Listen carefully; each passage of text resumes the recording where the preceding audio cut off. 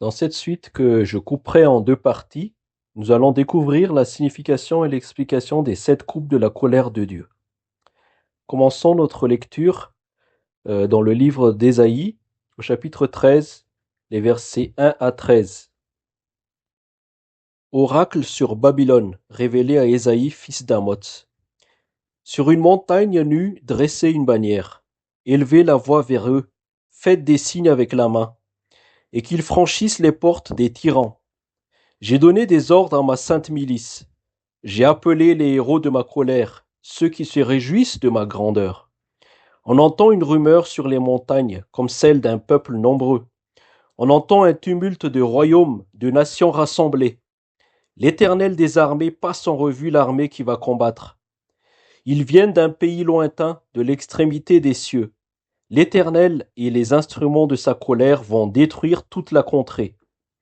Gémissez, car le jour de l'Éternel est proche. Il vient comme un ravage du Tout-Puissant. C'est pourquoi toutes les mains s'affaiblissent, et tout cœur d'homme est abattu.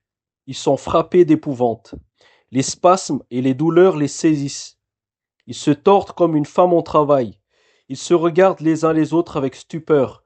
Leurs visages sont enflammés.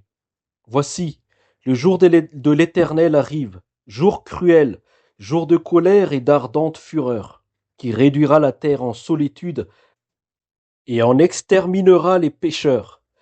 Car les étoiles des cieux et leurs astres ne feront plus briller leur lumière. Le soleil s'obscurcira dès son lever, et la lune ne fera plus luire sa clarté.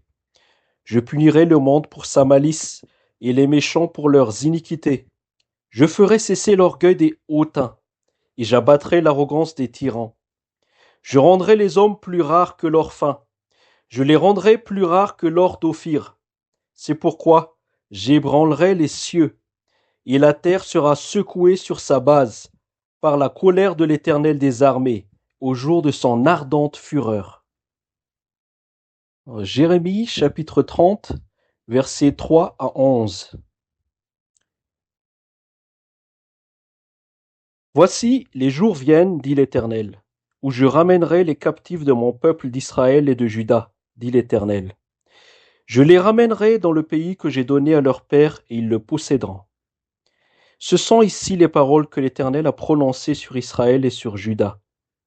Ainsi parle l'Éternel. Nous entendons des cris d'effroi. C'est l'épouvante, ce n'est pas la paix. Informez-vous et regardez si un mal enfante. Pourquoi vois-je tous les hommes les mains sur leurs reins, comme une femme en travail? Pourquoi tous les visages sont-ils devenus pâles? Malheur, car ce jour est grand, il n'y en a point eu de semblable. C'est un temps d'angoisse pour Jacob, mais il en sera délivré. En ce jour-là, dit l'Éternel des armées, je briserai son joug de dessus ton cou, je romprai tes liens, et des étrangers ne t'assujettiront plus. Ils serviront l'Éternel leur Dieu et David leur roi, que je leur susciterai. Et toi, mon serviteur Jacob, ne crains pas, dit l'Éternel. Ne t'effraie pas, Israël, car je te délivrerai de la terre lointaine. Je délivrerai ta postérité du pays où elle est captive. Jacob reviendra, il jouira du repos et de la tranquillité. Il n'y aura personne pour le troubler. Car je suis avec toi, dit l'Éternel, pour te délivrer. J'anéantirai toutes les nations parmi lesquelles je t'ai dispersé. Mais toi, je ne t'anéantirai pas.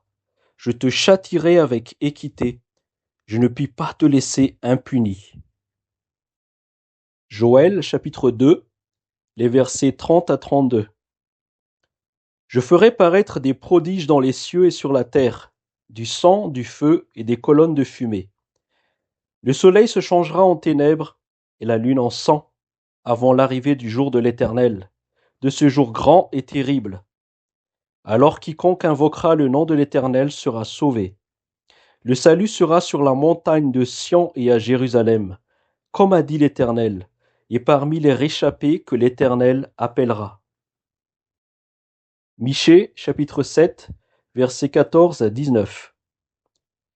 Paie ton peuple avec ta houlette, le troupeau de ton héritage, qui habite solitaire dans la forêt au milieu du Carmel. Qu'il pèse sur le Bassan et en Galaad, comme au jour d'autrefois.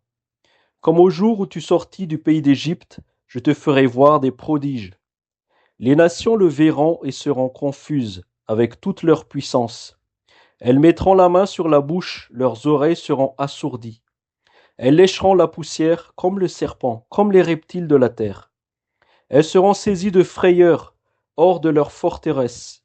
Elles trembleront devant l'Éternel notre Dieu. Elles te craindront.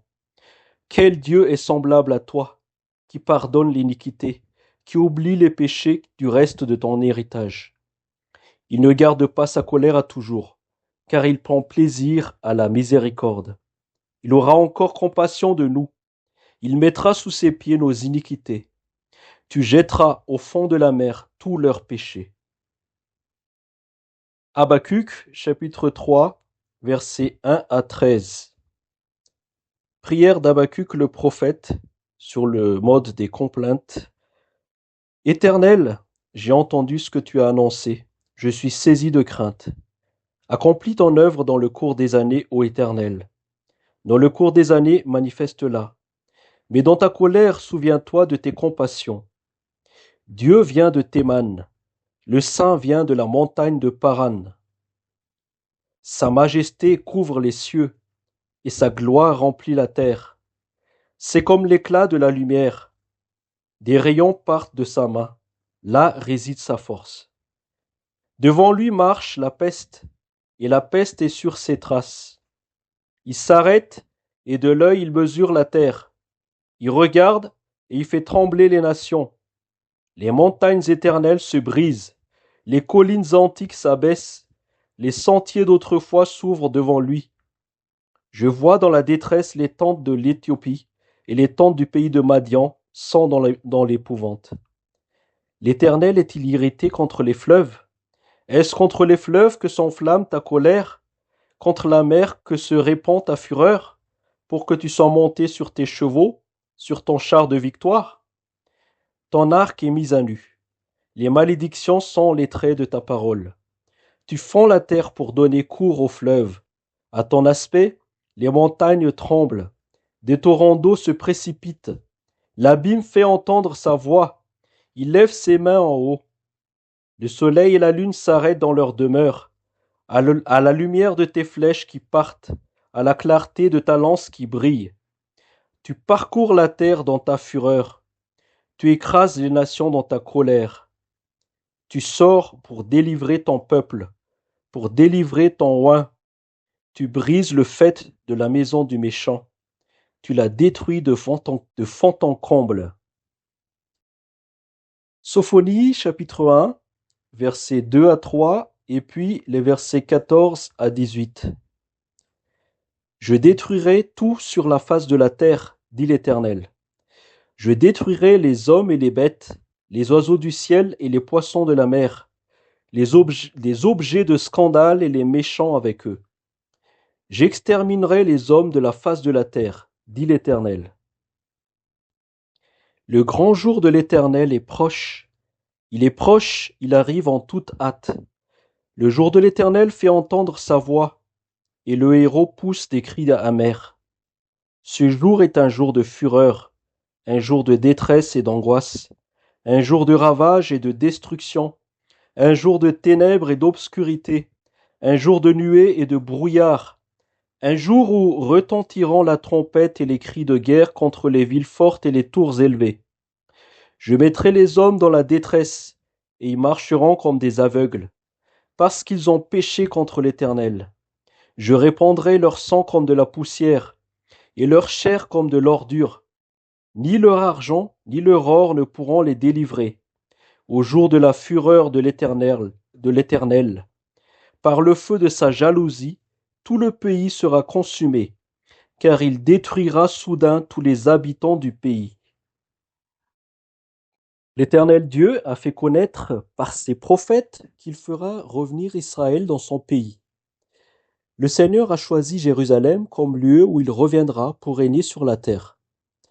Alors, avant son retour glorieux, le Seigneur purifiera la terre.